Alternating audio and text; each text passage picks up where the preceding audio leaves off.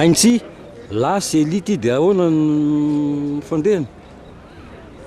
Ny fandehany aloha hoe malahelo daholo ny tontolo ny mpanakanto ny farasana ny elia fa ny mpanakanto mivantany lasa fa ny asany sy ny revo mitoetra foana dia anjaran'izay tavela indray manome izy.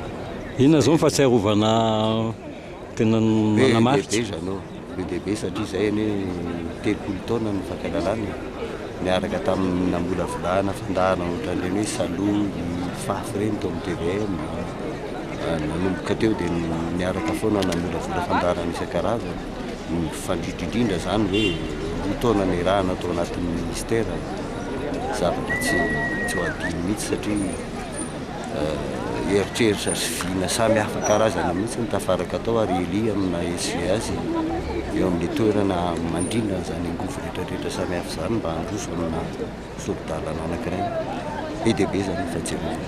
Misaotra betsaka.